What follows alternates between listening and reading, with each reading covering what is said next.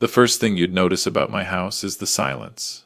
Not the peaceful kind you find in prayer, but the kind that hums, heavy and constant, like a ceiling fan that never stops spinning. It sits at the end of Willow Lane, facing the lake, surrounded by maple trees that burn crimson every fall. The neighbors call it the House of Patience. I used to think that was a compliment. Before we continue, please subscribe to the channel and let us know where you're listening from in the comments. For 6 years, I've kept the same rhythm. I wake at 6, put on the kettle, warm the oatmeal, and carry a tray to the room at the end of the hallway, Olivia's room. I still say her name softly before I open the door. Sometimes I imagine she hears me, even though her eyes haven't moved on their own since the accident. Every day, I talk to her. I read the paper aloud, pour a small cup of coffee she can't drink, and wait for the single blink that means yes, the double blink that means no. It's strange how quickly a life can shrink down to gestures and blinks. When the morning light slips through the blinds, I see dust floating like slow snow.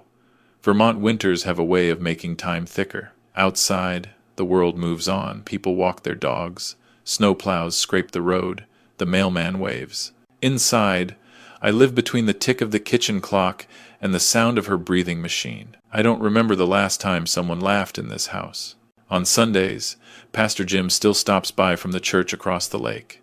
He brings potluck, leftovers, mac and cheese, sometimes apple pie, and sits with me at the kitchen table. He says things like, "God gives his toughest battles to his strongest soldiers."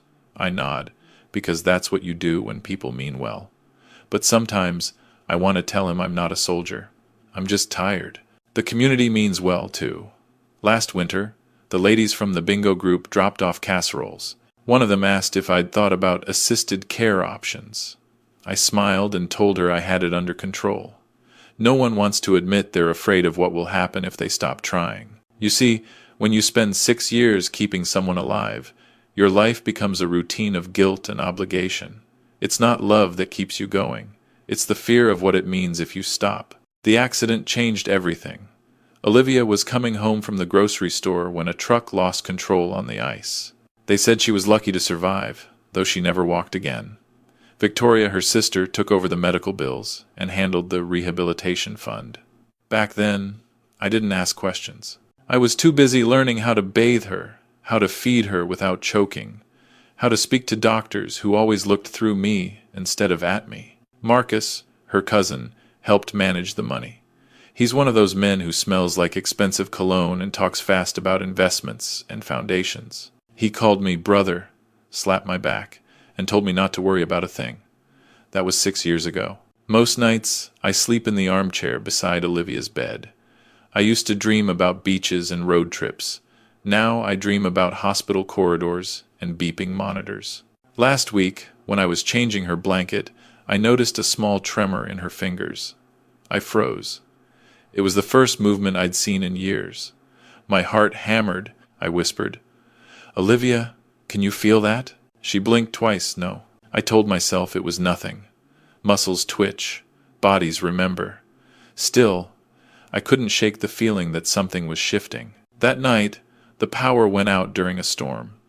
I sat by candlelight, listening to the wind push against the windows. For a moment, in the flicker of light, I thought I saw her eyes move just slightly, following me.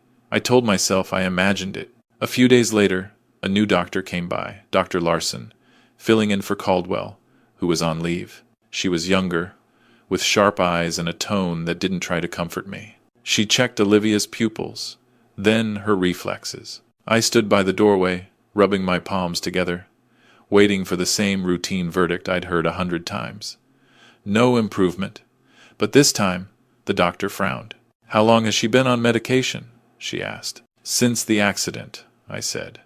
"Her sister brings them over every week." "Do you know what she's taking?" I hesitated. "Something for the muscles, I think." The doctor looked at me for a long time, then back at Olivia. "Mr. Brooks," she said softly, "would you mind stepping outside with me for a minute?" In the hallway, her voice dropped. "I'm not sure how to say this, but something isn't right here." I felt the words land heavy in my stomach. "What do you mean?" She hesitated. Her vitals don't match her condition. The paralysis doesn't make sense. If what I suspect is correct, someone has been administering medication that keeps her in a sedated state. Do you have access to her prescriptions? I shook my head. Victoria handles everything. The doctor crossed her arms. You should call the police. The hallway light flickered. For a second, everything around me blurred the ticking clock, the smell of disinfectant, the echo of her voice. Call the police. I stood there, frozen, trying to breathe. My throat went dry. In the other room, the machine beside Olivia clicked softly, steady as ever. She looked peaceful, as if nothing in the world could reach her. But for the first time in 6 years, I felt fear instead of pity when I looked at her. I turned to the doctor. You're sure? She nodded. If I'm wrong, she's safe. But if I'm right, someone's been keeping her this way. Even everyone, to centropilded. I didn't know what terrified me more, the idea that my wife had been drugged for 6 years, or that the people I trusted might be behind it. That night, after the doctor left, I sat in the kitchen staring at the pill bottles lined up by the sink. They all had Victoria's handwriting on the labels. I picked one up, read the fine print. Benzodiazepine, take twice daily. Outside, the lake was still frozen, reflecting the yellow porch light like cracked glass. I caught my reflection in the window, a man with gray in his beard and eyes that looked older than they should. Olivia, I whispered into the silence, what have they done to you? I didn't sleep that night. The words kept circling in my head like an echo trapped inside a tunnel. Call the police. Every time I closed my eyes, I saw Dr. Larson's face, the certainty in her voice, the pity behind her calm expression. I told myself she had to be wrong, that it was just another medical misunderstanding. But deep down, a quiet, cruel voice whispered, what if she's right? Morning came gray and slow. The lake outside was still half frozen, the kind of dull silver that makes everything look tired. I made coffee, but the smell turned my stomach. I couldn't bring myself to eat. Olivia lay there in the same position, as always peaceful, silent, her eyes open but far away. I stared at the pill bottles again. I'd lined them up on the counter the night before, as if they could answer me.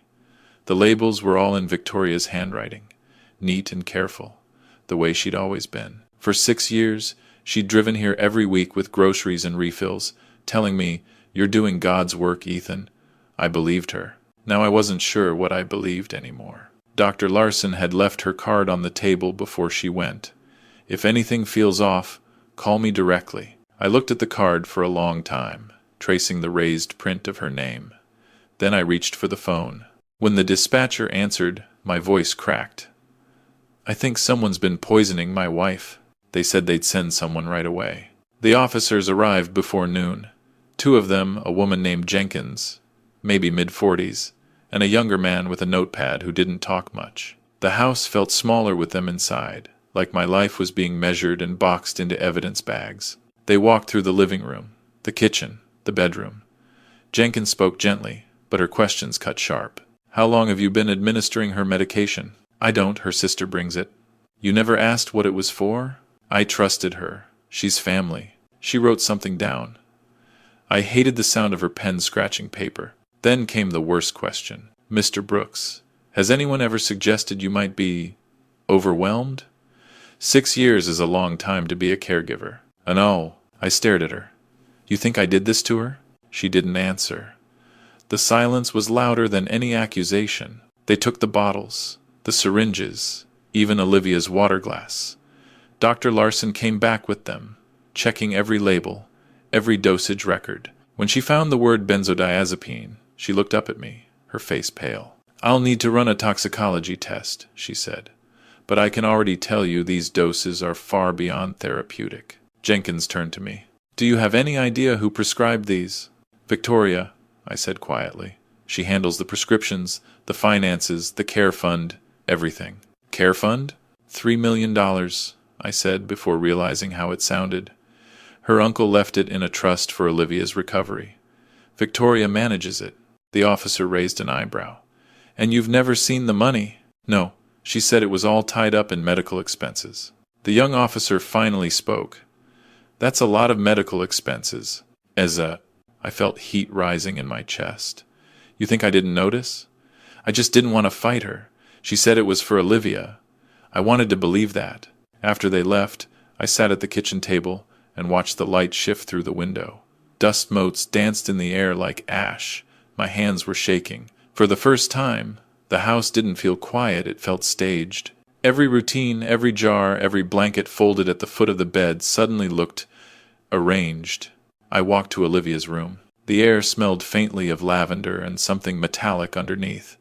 I sat beside her and whispered, "Did you know?" Her eyes didn't move, but I swear I saw a tear forming at the corner of her eyelid, sliding slowly down her cheek. I reached for a tissue, my heart pounding. That single tear undid me. Flashback, 6 years earlier. The hospital smelled like bleach and panic.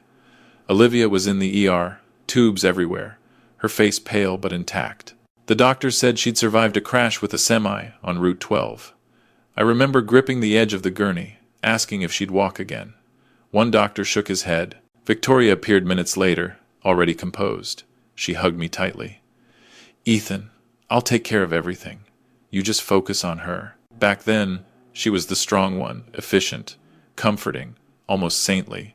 She handled insurance calls, the physical therapy arrangements, even the trust paperwork. Marcus handled the investment side, as he called it. I never questioned it. I was too busy learning how to keep Olivia alive. I remember one night, early on, when Victoria brought over dinner. She watched me feed Olivia, spoon by spoon, and said, "You're a good man, Ethan. She's lucky." I told her I didn't feel lucky. She put her hand on my shoulder. "God doesn't choose the strong. He makes them." It sounded holy back then. Now it feels rehearsed. Later that afternoon, Officer Jenkins called me back. The lab confirmed high doses of benzodiazepine in her blood, she said. "This isn't consistent with prescribed therapy. We've opened an investigation. We'll need to speak with Miss Hale." I thanked her, though I didn't know what for. When I hung up, I noticed something I'd never paid attention to before, a framed photo on the mantel. It was from Olivia's last birthday before the accident. She was laughing, holding a cake, her hand resting lightly on Victoria's shoulder. Marcus stood beside them, his smile too perfect. The frame had a fine layer of dust. I wiped it clean, and something slipped out from behind the photo, a folded note. It was Olivia's handwriting. "If anything happens to me, Ethan, don't trust them. Look in the safe." My hands went cold. I looked around the room, suddenly aware of every creak in the floor, every hum of the refrigerator. I walked to the study, to the old safe her father had given us. I hadn't opened it in years. The code was still the same, her birthday. Inside were documents, old receipts, and an envelope marked Medical Trust Fund. I opened it. The papers inside showed withdrawals, each one signed by Victoria. Transfers to an account under Hale and Associates. Marcus's company. The phone rang again, making me jump. "Mr. Brooks, this is Dr. Larson. The police asked me to stay in touch. Please, don't confront anyone yet. Whoever's been doing this, if they know you're aware, it could be dangerous." I looked back at Olivia. Her chest rose and fell slowly, the machine hissing with each breath. "I won't," I said, but the truth was already burning through me. 6 years of devotion, of guilt, of believing I was saving her, now twisted into something filthy. I sat beside her, took her cold hand in mine, and whispered, "Hold on, Liv. I'm going to find out who did this to you." Please. Outside, the wind howled across the lake, carrying the sound of sirens far in the distance. $3 million. I kept saying the number in my head, as if repeating it would somehow make it real. $3 million, money that had supposedly been keeping my wife alive. Money I'd never even seen on a single piece of paper until yesterday. That night, after the police left, I sat at the kitchen table with the documents I'd pulled from the safe. The papers were yellowed, some edges curled from years of humidity. But the ink was clear enough. Wire transfers, withdrawals, signatures, all in Victoria's handwriting. The names of the receiving accounts made my stomach twist. Hale and Associates, Marcus Hale, M. Hale Trust, LLC. I'd heard those names before, back when Marcus used to visit after the accident, talking about how he was handling the paperwork for the family. He always carried a leather briefcase and the smell of a man who wanted to be noticed. I remember Olivia teasing me once, saying Marcus could sell snow to a Vermonter. I didn't laugh then. I sure as hell wasn't laughing now. The next morning, I took the documents and drove into town. The snow had melted into dirty slush, and the roads shimmered with puddles that caught the gray light. My hands trembled on the steering wheel. I hadn't been downtown in months, maybe years. I stopped by the same diner I used to visit every Sunday before church. The waitress, Carol, still worked there. She blinked twice before recognizing me. "Lord, Ethan Brooks, haven't seen you in ages. How's Olivia holding up?" I hesitated. "She's hanging on." Carol's smile faltered. She poured me a coffee without asking, and left the pot beside me. "Holler if you need a refill. Turny fivus." I stared at the steam rising from the cup and thought about how many lies had been poured into my life as casually as this coffee. When the caffeine finally settled my nerves, I called the number listed on one of the bank statements. Merrill County Trust Office. A woman answered, cheerful in the way people paid to guard secrets often are. "Yes, sir." That account was established under the Olivia Brooks Medical Recovery Fund, managed by a trustee, Miss Victoria Hale. "It is now. Can you tell me when the last transaction was made?" "I'm afraid that information is confidential." I forced a chuckle. "I'm her husband." "Yes, but you're not the account holder." The line went dead a few moments later, but the message was loud and clear. Someone had built a wall between me and the truth, brick by brick, under the guise of family. I didn't go home. Instead, I drove to Rutland, where Marcus used to keep his office. The sign on the glass door read Hale and Associates, Financial Consulting. It looked professional from the outside, but the inside told another story. Half-empty filing cabinets, dusty blinds, a faint smell of mold and coffee grounds. A man in his late 50s sat at a desk, packing papers into a box. He looked up, startled when I stepped in. "We're closed," he said quickly. "I'm not here for business," I replied. "I'm here about Marcus." He froze, his hand hovering over the box. "Marcus hasn't been around for months." "I know. I'm his cousin by marriage. My wife's name is Olivia Brooks." Something in his eyes shifted. "Ah," he said slowly. "You're that Ethan. That Ethan. The one who didn't ask questions. The one who kept the lights on while everyone else looted the safe." He sighed and gestured for me to sit. "I used to do Marcus's books before things got weird. You should know, he wasn't running a consulting firm. It was a shell. Most of the money came through medical charity funds. He'd take donations, move them through offshore accounts, then reimburse his fake expenses." I felt sick. "And the Brooks Fund?" He hesitated. "That was one of his biggest channels. A perfect cover, emotional story, sympathetic donors. No one looks too closely when it's about medical recovery." My mouth went dry. Did Victoria know? He gave me a look that said, "You already know the answer." Before I could ask more, he leaned forward and lowered his voice. "If you're smart, Mr. Brooks, you'll let this go. People like Marcus don't move money alone. They move it for others with teeth sharper than his." I left without another word. The drive back felt longer than usual. Every mile seemed to carry the weight of another truth I didn't want to face. I thought about Olivia, trapped in that bed, and wondered how much she'd known. Did she sense it? Did she try to tell me? By the time I pulled into the driveway, the lake was dark, its frozen surface cracked in long, jagged lines. I sat in the car for a while, engine idling, until the sound of the wind finally pushed me to move. Inside, the house was cold. The power had flickered again. I turned on the lamp by the window and sat down with the documents spread across the table. That's when I noticed another envelope wedged inside the stack, one I hadn't opened before. The handwriting was different this time. Rounder, familiar. It was Hannah's. I hadn't seen that name in 2 years, not since the day she disappeared. My little sister, my only real family left. The letter wasn't finished. The ink trailed off near the bottom as if she'd been interrupted.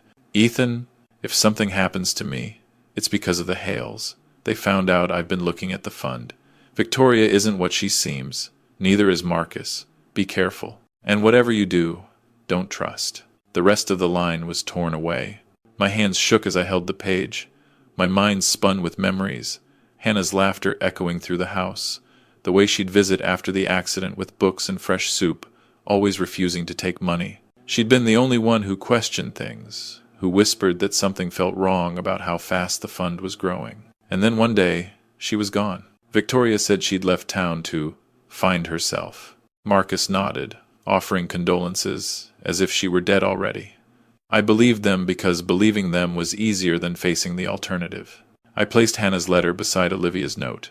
2 women, both warning me, both silenced. A gust of wind rattled the windows, making the house creak like a ship in a storm.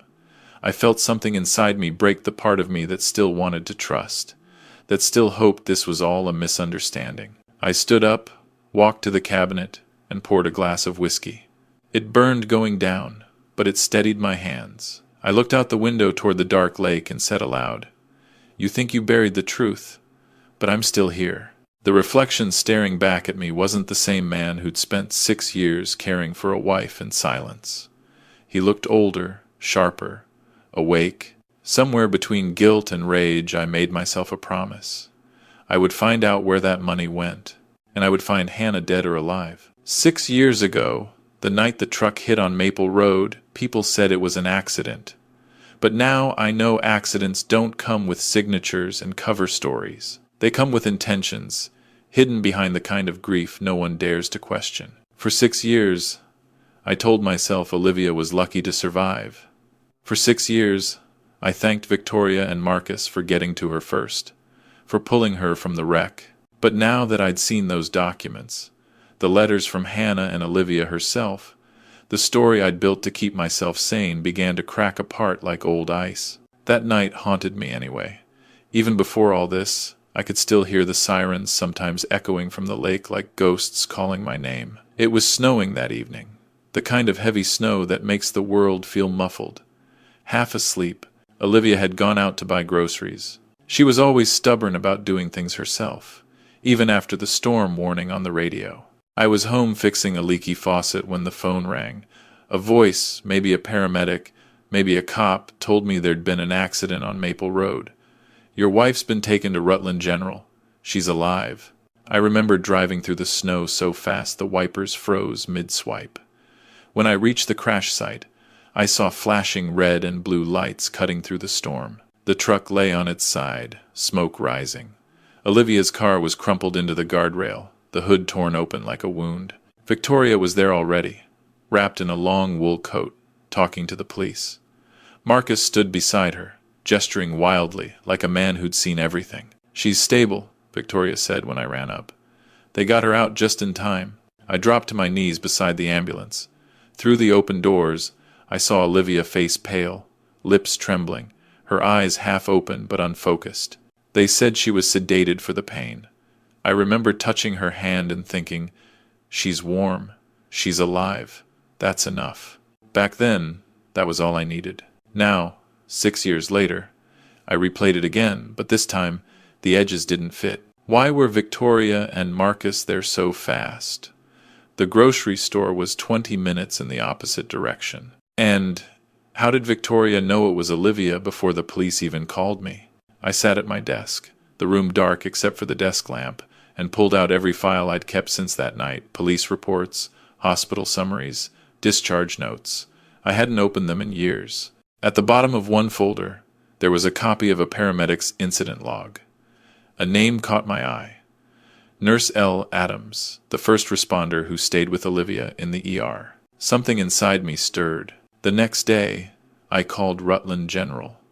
They told me Nurse Adams had retired 2 years ago but left a forwarding contact through a community center. I tracked it down and found myself sitting in a small diner by the highway, waiting for a woman in her 60s who arrived with a cane and a paper cup of tea. She looked tired but kind. "You're Ethan Brooks," she said softly. "I remember your wife."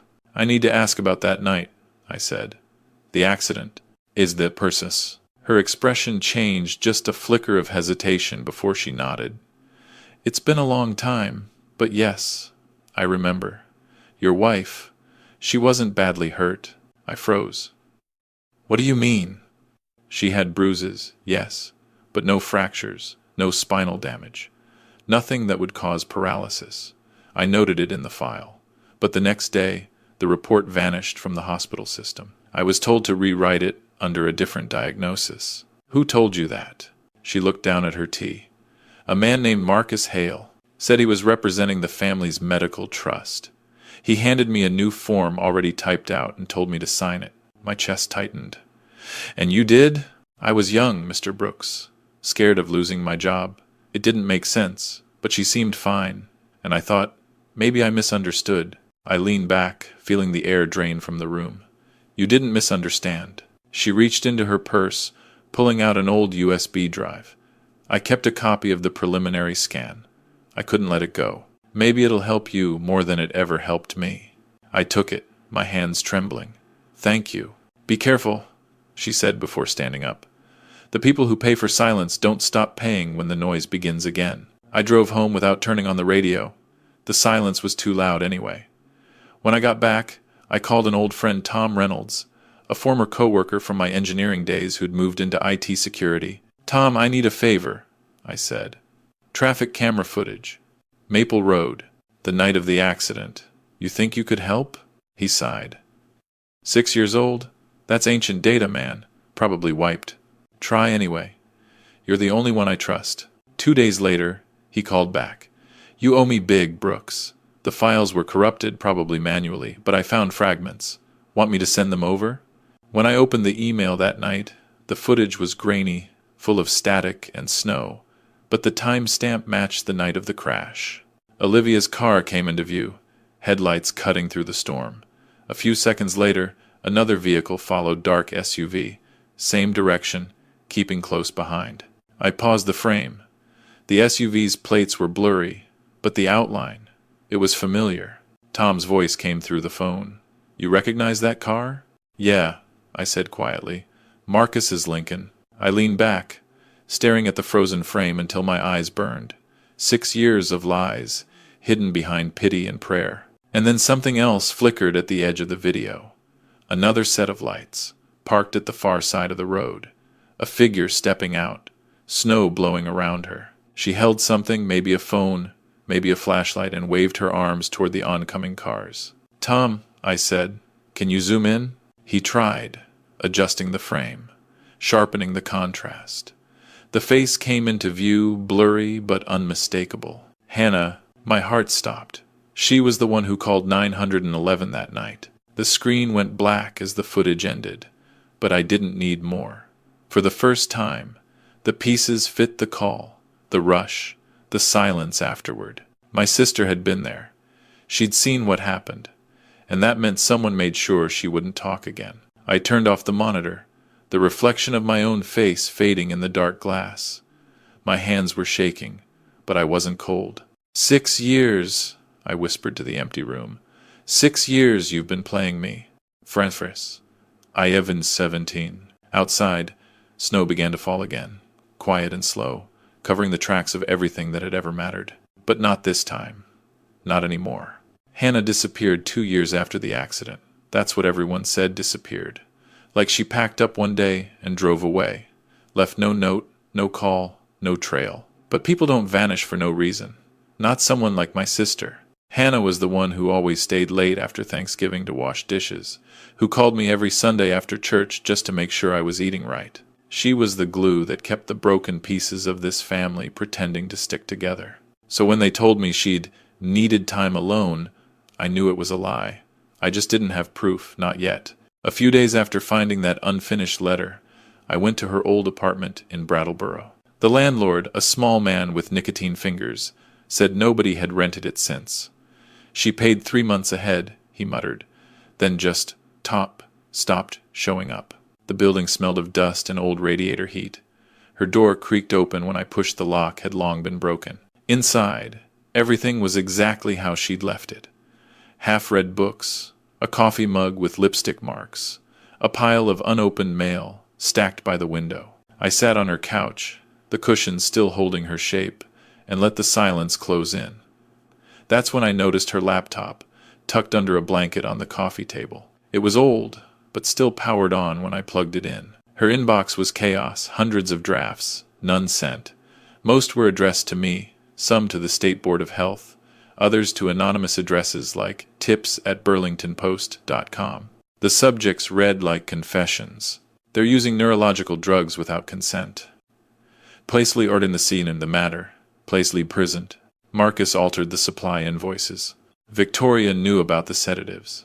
My throat tightened as I clicked one open. Ethan, I can't prove it yet, but I think Victoria's been giving Olivia something beyond painkillers.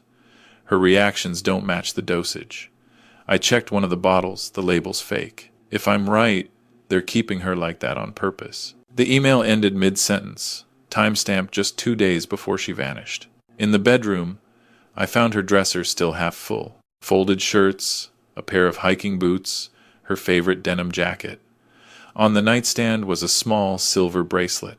It had 2 letters etched on the inside, D and E. I sat on the edge of her bed, running my thumb over the letters until they warmed under my skin. D and E, David and Ethan. That's what she used to call us when we were kids, playing by the creek behind our father's barn. We promised back then we'd always find each other, no matter what. But I hadn't kept that promise. When I left the apartment, I drove straight to the sheriff's office. Officer Daniels, a man with kind eyes and a coffee stain on his shirt, met me in the lobby. "You're digging into the Hale case, huh?" he said, not unkindly. "You're not the first one who tried. And most of them hit the same wall. I'm not most of them." I slid the printed emails across the desk. "That's from my sister's account." He scanned the pages, whistled low. "You got any idea what you're walking into?" "More than I did 6 years ago," I said. A few hours later, Daniels called back. His tone was different, tighter. "We ran a follow-up on that old Hale property. The garage floor came up positive for blood traces." My chest went cold. "How old?" "Hard to tell. Maybe 5-6 years. We'll know more after the lab report." I stared out the window at the road, disappearing into the pines. Hannah had been gone almost exactly that long. That night, I couldn't sleep. The house creaked like it was breathing. Olivia lay in her bed by the window, the same quiet rhythm of the ventilator filling the room. I sat beside her, watching the reflection of moonlight move across her face. "Liv," I whispered, "if you can hear me, I'm sorry I didn't see it sooner." Her eyelids fluttered, just slightly. For a second, I thought I imagined it. Then, as if the silence itself cracked open, she made a sound faint, raw. It wasn't words, not at first. More like air struggling to remember how to be a voice. Then I heard it again, a whisper. "They made me do it." I froze. "Olivia?" My voice broke. "Who? Who made you do what?" But her eyes rolled back, and she went still again. The ventilator hummed on like nothing had happened. I sat there for what felt like hours, listening to the machine breathe for her. The next morning, I did something I never thought I'd do. I bought a small recording device at the electronics store in town. From then on, I recorded everything, every call, every knock on the door, every word said in that house. If the truth was finally going to crawl out of the dark, I'd be ready to catch it. Later that day, as I was labeling the files, the doorbell rang. When I opened the door, my heart nearly stopped. It was Laura, my younger sister. She stood there holding a casserole dish, wrapped in foil like it was still Thanksgiving. Her smile was small but practiced, the kind you wear when you come carrying guilt. "Ethan," she said softly, "you look awful." "Thanks," I muttered. "To what do I owe the pleasure?" She stepped inside, glancing around. "I heard what happened. About Olivia. About Victoria." I studied her face. "Heard from who?" She hesitated just long enough to tell me it mattered. "People talk, Ethan. I've had doubts about them for a while." "Doubts?" I asked. "Or proof?" She looked away. "Let's not start that again." The way she said it again made me realize she knew more than she wanted to admit. When I pressed, she grew defensive, shifting the casserole in her hands like a shield. "Don't go looking for something you can't handle, Ethan. Some truths won't save you." "Maybe," I said, "but they'll bury me slower than lies." She flinched, set the dish down, and left without another word. That night, I played the recording from our conversation. Her voice wavered slightly at one point, right when she said Victoria's name. There was fear in it, unmistakable. The cabin by the lake had always been my favorite place on earth. It was where I asked Olivia to marry me one cold October evening when the trees burned red and the lake looked like molten glass. Back then, the air smelled of pine and wood smoke, and she laughed so hard the geese scattered from the water. Now, standing there again, I could barely breathe. The same porch creaked under my boots, but the laughter was gone. Even the lake looked different, dull, quiet, frozen at the edges like it was holding its breath. Detective Daniels parked his cruiser behind me, stepping out with his notebook in hand. "So this is the place?" "This is it," I said. Olivia mumbled something about the lake house in her sleep. I didn't want to believe it meant this. He gave me a look, half skeptical, half curious. "You sure she wasn't dreaming?" "She hasn't dreamed in 6 years," I said. That shut him up. The cabin door was locked, but the wood was so old it gave way with one firm push.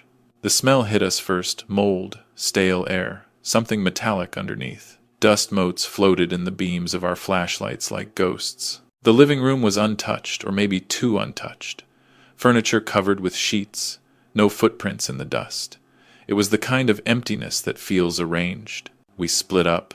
Daniels checked the kitchen while I headed down the hallway. There were signs someone had been there recently. A coffee mug with a brown ring inside, a candle stub on the counter, and faint tracks near the back door. At the end of the hallway was a locked door. I jiggled the handle solid. Then I noticed the air vent just above it.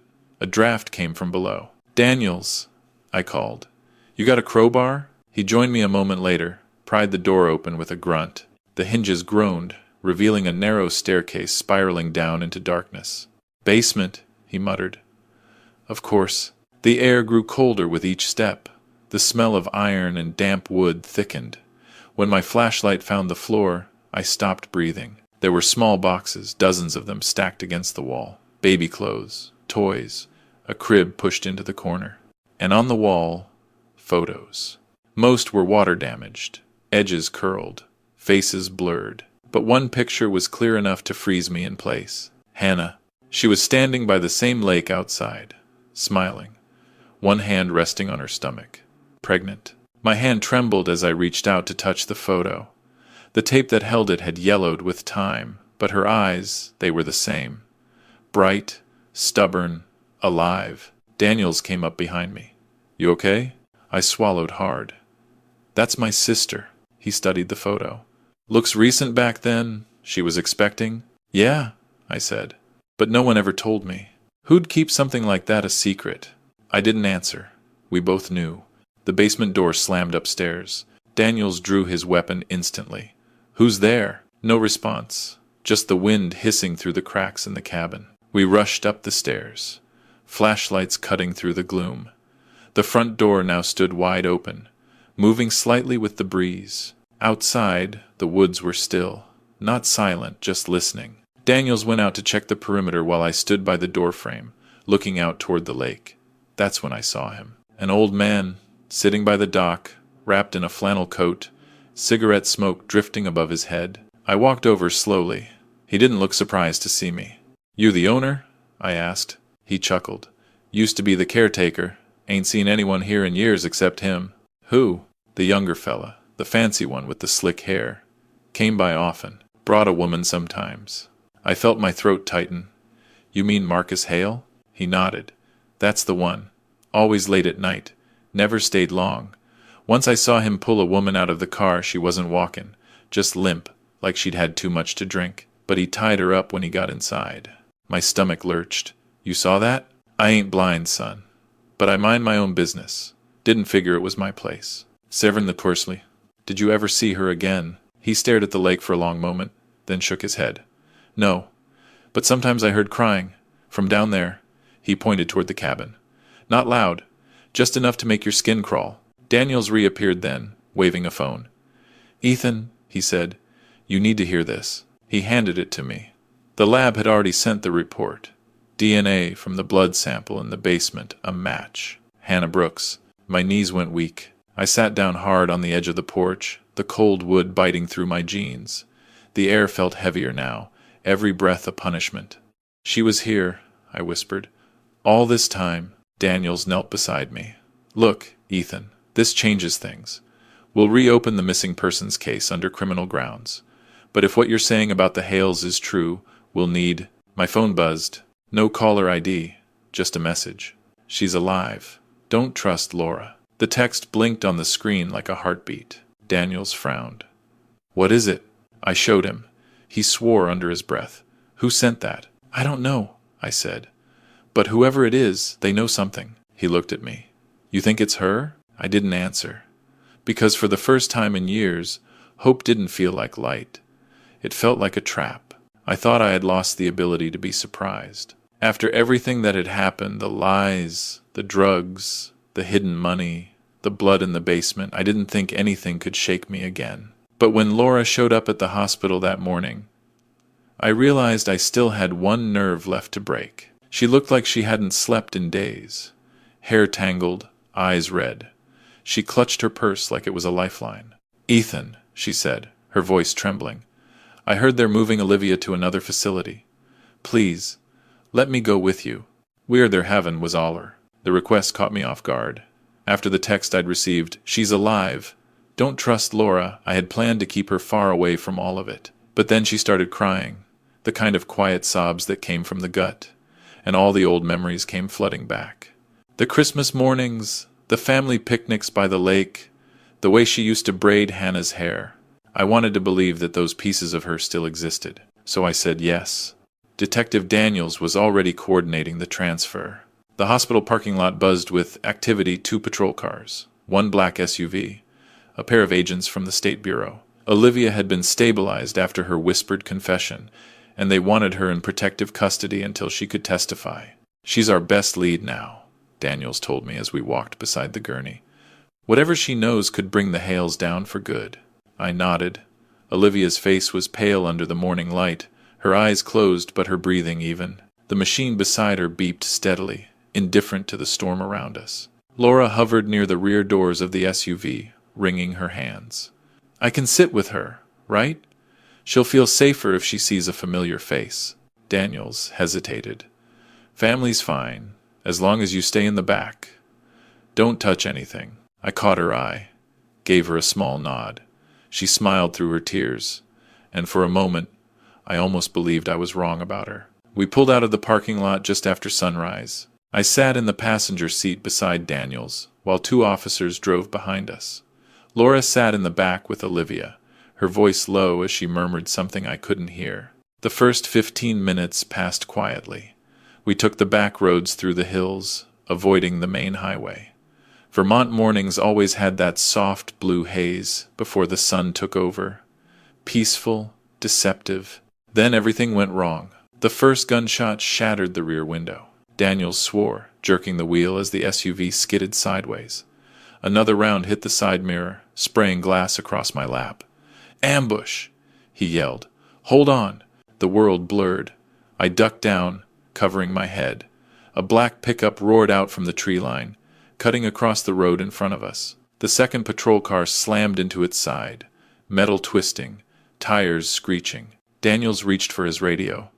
Unit 2, status. Static. He floored the gas, but another truck blocked the rear. We were boxed in. Get her down! He shouted. I turned, grabbing the gurney rails, pulling the blanket over Olivia's head. Laura froze. Her face was pale, her hands trembling. Laura, help me! I yelled, but instead, she fumbled with her keys, dropped them. They clattered onto the floor. The driver's side doors clicked. Someone had unlocked the SUV. Daniels! I shouted, but it was too late. The side door ripped open, and a man in a ski mask lunged inside. He struck Daniels in the shoulder, sending him sprawling. I swung instinctively, hitting the man's arm, but another appeared behind him, yanking the gurney. Take her! One barked. Move! Over my dead body!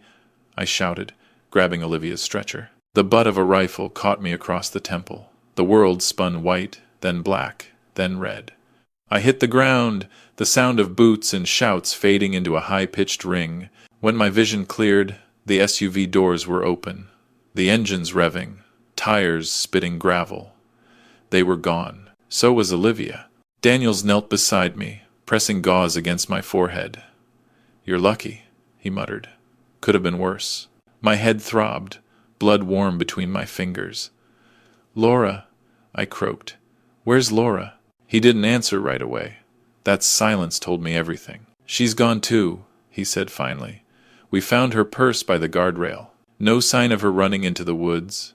No footprints. Nothing." The words hit harder than the rifle. "No," I whispered. She wouldn't, but the look on his face said otherwise. "Ethan, we need to talk about something." Daniels held up a clear evidence bag. Inside was a phone, cracked screen glowing faintly. "We found this under the passenger seat she was sitting on." My breath caught when I saw the message displayed on it. "Marcus. She knows. Get her out."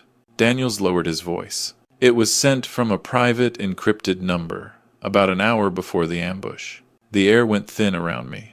My chest felt hollow. "She played me," I said, my voice cracking.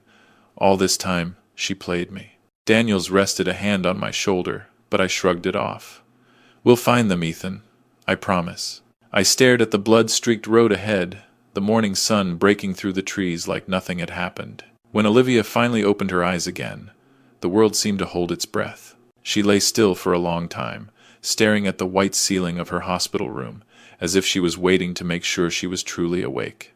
I sat beside her bed, my arm bandaged, head pounding from the ambush. The smell of antiseptic clung to everything. Her lips trembled before a sound came out. "Ethan." I leaned forward. "I'm here."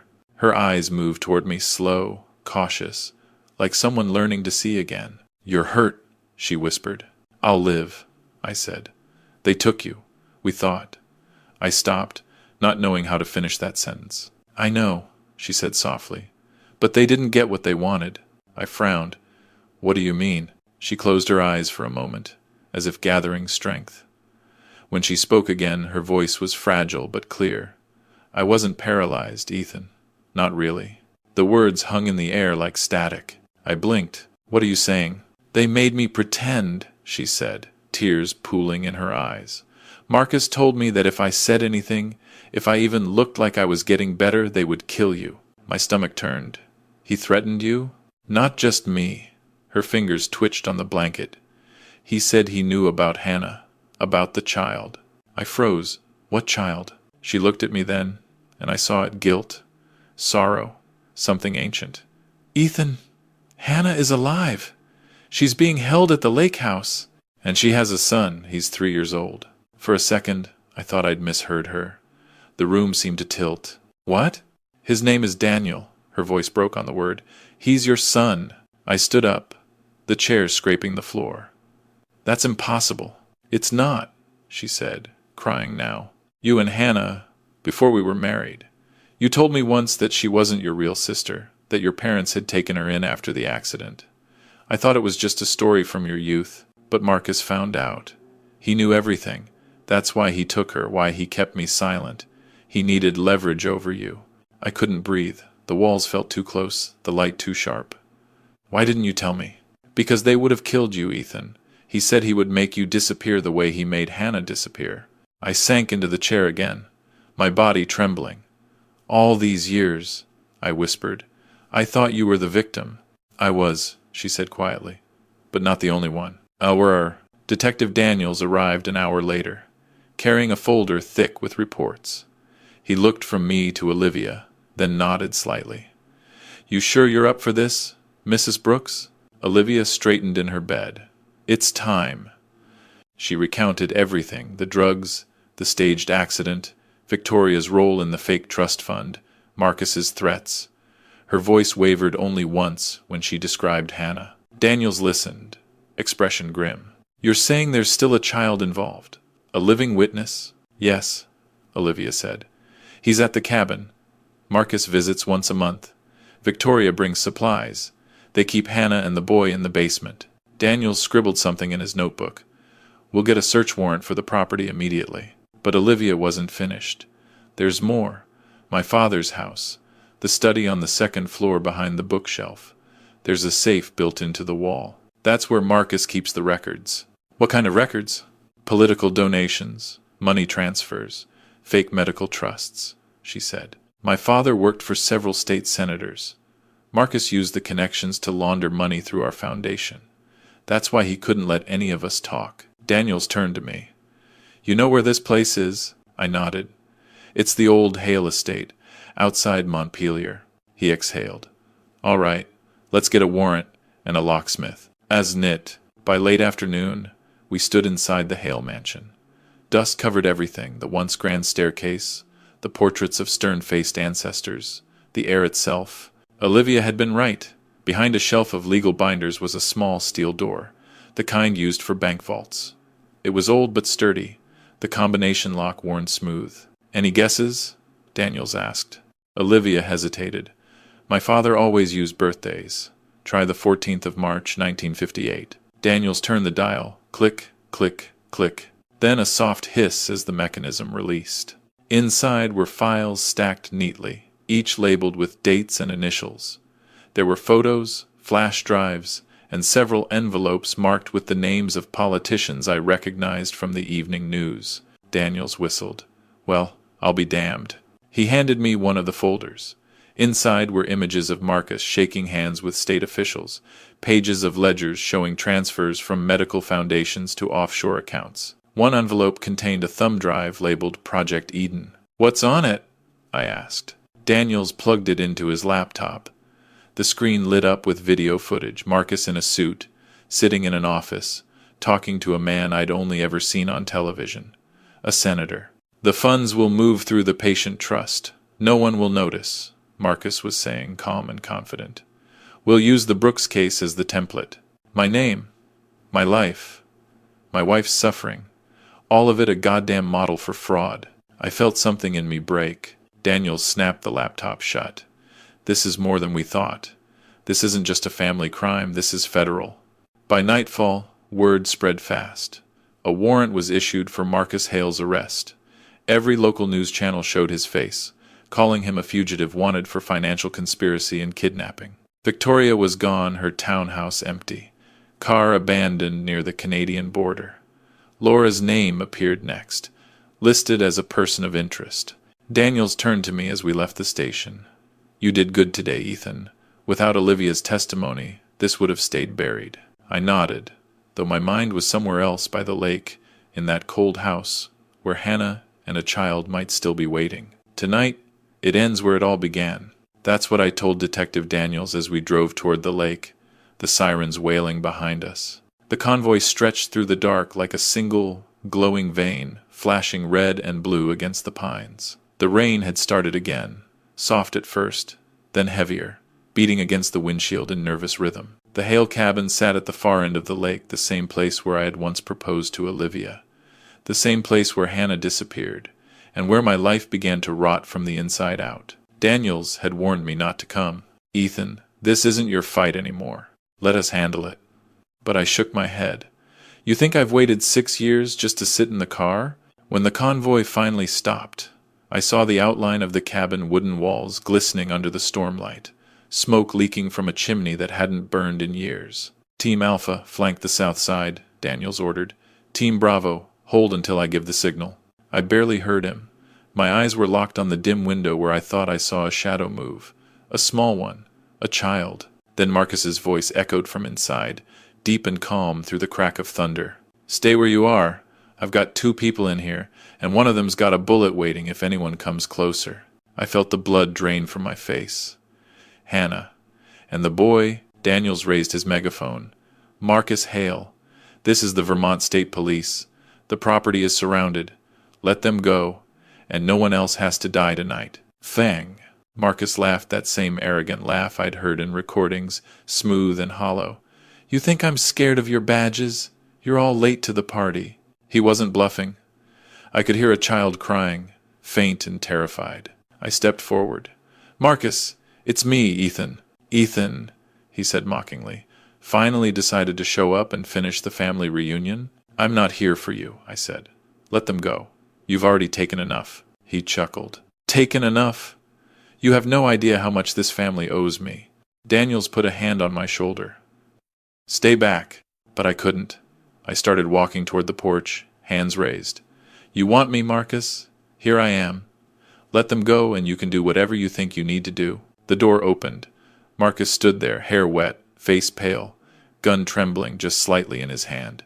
Behind him, Hannah was kneeling, one arm around a small boy clinging to her.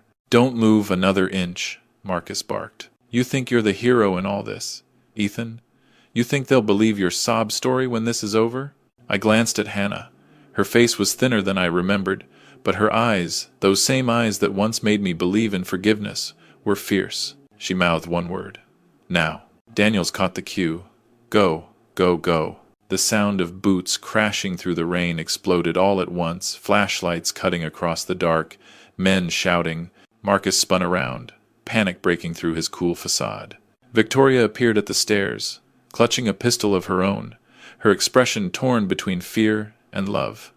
Marcus, please, stop this. He grabbed her by the arm, dragging her closer. You were supposed to keep him out of this. You couldn't even do that. Her voice broke. You've lost control. Let the boy go. But he only tightened his grip on her, guns swinging wildly between us. I took one step closer. Marcus, look at yourself. You think this ends with money? With power? You're just a scared man hiding behind other people's pain.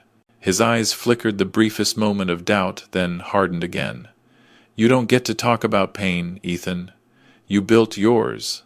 I just learned to use it. The child whimpered again. Hannah held him tighter, whispering something I couldn't hear. Let them go, I said. Take me instead. Marcus sneered. You really think you can pay back 6 years of silence with one noble act? I took another step. Try me. Then, chaos. A flash, a deafening crack. Victoria screamed. Marcus stumbled, clutching his shoulder. His gun clattered to the floor. The officers surged forward, shouting commands. Hannah shielded the boy as I rushed in. Victoria fell against the wall, bleeding but alive. Marcus lay sprawled on the wooden floor, gasping, eyes darting wildly as officers cuffed him. Get him out of here, Daniels shouted. I dropped to my knees beside Hannah. She looked at me for a long moment, then reached out her trembling hand. Don't let him win again, she whispered. I pulled her close, feeling her ribs against mine, the boy wedged between us. He looked up at me, terrified, but I saw it then, the same gray in his eyes, the same curve in his jaw. My son. I held him tight as the storm broke outside, the lake raging with wind. For 6 years, I said quietly, my voice breaking, I carried a lie. Now I carry the truth, and it's heavier. Daniels stood behind me, his coat soaked, the chaos fading into the night. Somewhere in the distance, an ambulance siren wailed soft, almost tender, as if the world was finally exhaling after holding its breath too long. The lake was calm again. You wouldn't have believed it was the same place where the world came apart just a few nights earlier. Smoke had cleared, sirens had faded, and what was left was only the sound of water brushing against the dock, slow, steady, almost like breathing. They said Marcus died before the ambulance got to him. I didn't ask how. Some endings don't deserve to be revisited. Victoria survived the gunshot. She sat expressionless during the trial, her hair streaked with gray, her eyes hollow. When the judge read her sentence, 30 years in state prison, she didn't flinch. She just looked down, maybe for the first time, realizing there was no one left to manipulate. Laura got 15 years. She cried in court, begged for forgiveness, said she didn't know how deep it all went. Maybe she didn't. Maybe guilt had become the only thing left for her to feel. Olivia recovered fully. I visited her once. After everything settled, she was thinner, paler, but her eyes had the same quiet strength they used to. She said she was planning to leave Vermont. There's a dance academy in Portland, she told me softly. They work with people who've lost mobility. I want to help them move again the way I couldn't. I nodded. You should go. She smiled, small, tired, but genuine. We all need to start over, don't we? Hannah and I left Vermont a month later. The papers called it the Hale case. Reporters parked outside my driveway for days.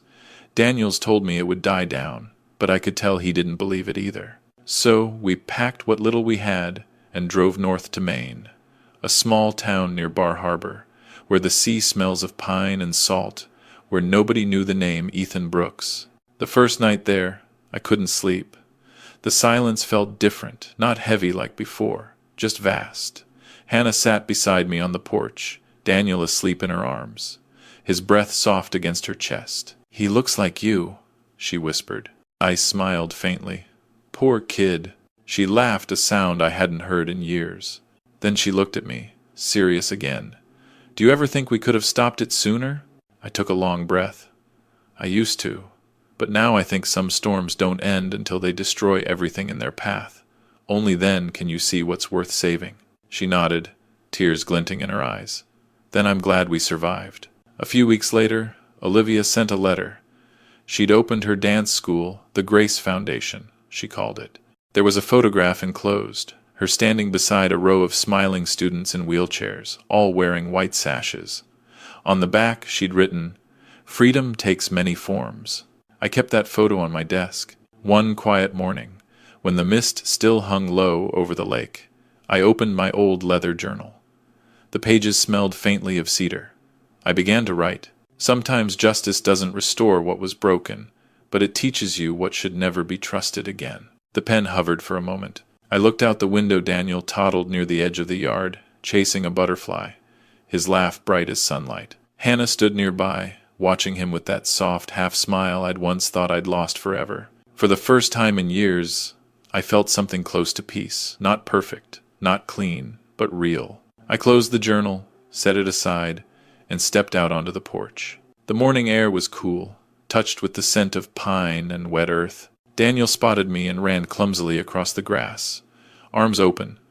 I caught him mid-run, lifting him high until he squealed. "Daddy, look!" he said, pointing at the sky. The clouds were breaking apart, streaks of gold spilling through.